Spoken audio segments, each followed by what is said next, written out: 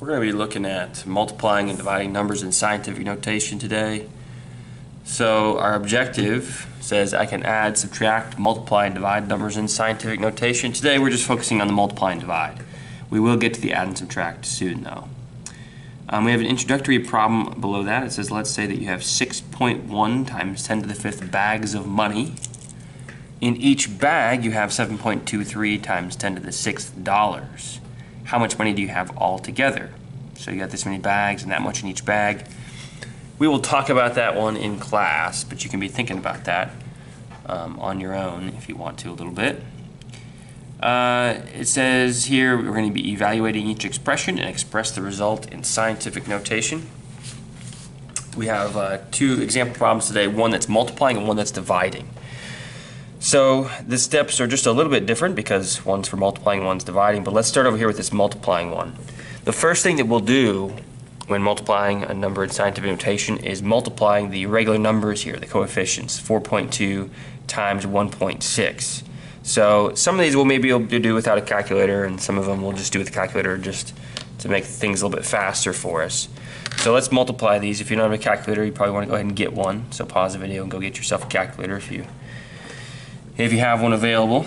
So let's multiply these, 4.2 times 1.6, and that will be our new coefficient in our answer here. So let's go ahead and write that. We did 4.2, let's write this down, times 1.6, and we got 6.72. Then we're going to multiply the powers. So this is all just being multiplied together anyway, so we can multiply in any order here, but we're going to multiply the coefficients and then multiply the powers. We don't need a calculator for that. We know how to multiply powers. 10 to the third times 10 to the fourth.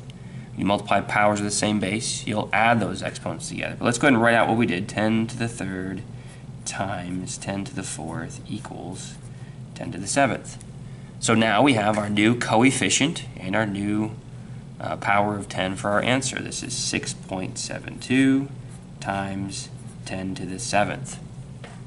So that's how you multiply numbers in scientific notation. Dividing is very similar.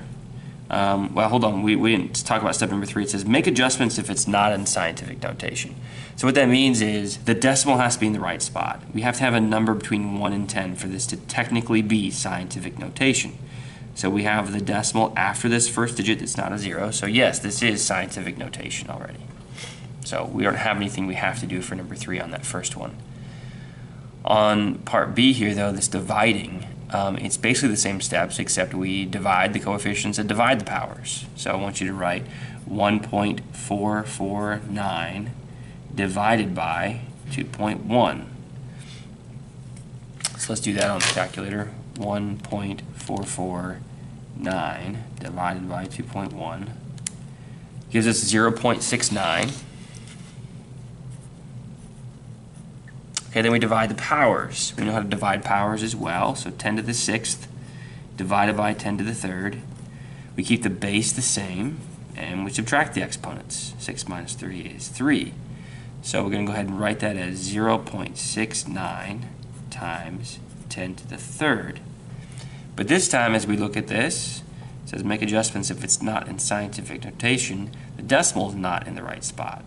So we're going to have to make some adjustments to make sure that our decimal is in the correct spot. It's supposed to be after this first digit. The thing is, we can go ahead and move this decimal, but we can't just move it without making some sort of other adjustment over here because we're changing the value from 0.69 to 6.9. So here's what I want you to do when we have to move the decimal. I want you to think, did we just make this coefficient more or less than it used to be? So we went from 0.69 to 6.9. So it went up. We made it more. When we do that, we're going to have to take the exponent here and make it less. So we just do the opposite of whatever we did over here to balance it out so that it has the same value. So because we made this more, we have to make this one less. However many spaces we move, that's how many spaces we have to move this exponent. So we just moved 1 space, so this will just move down 1. So if we ever make this, sometimes it will happen where we have to make this less, we'll have to make this one more.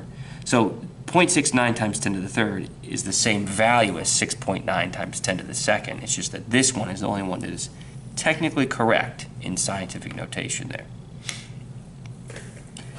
All right, let's do some together problems here.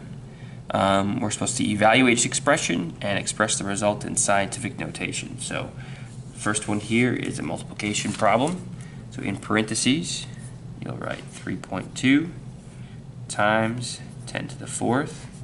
And right next to it in parentheses, we'll write 1.4 times 10 to the second. We could do 3.2 times 1.4 without a calculator, but again, we're using the calculator here to help speed things along a little bit on some of these. So 3.2 times 1.4 is 4.48. That's our new coefficient, times 10 to some power. So again, if we multiply these powers, we keep the base the same, and then we add those exponents together, 10 to the fourth, 10 to the second, altogether 10 to the sixth. Then we check to make sure it's in scientific notation. So the decimal is in the right spot. It's supposed to be after that first digit that's not a zero, so that looks good to go.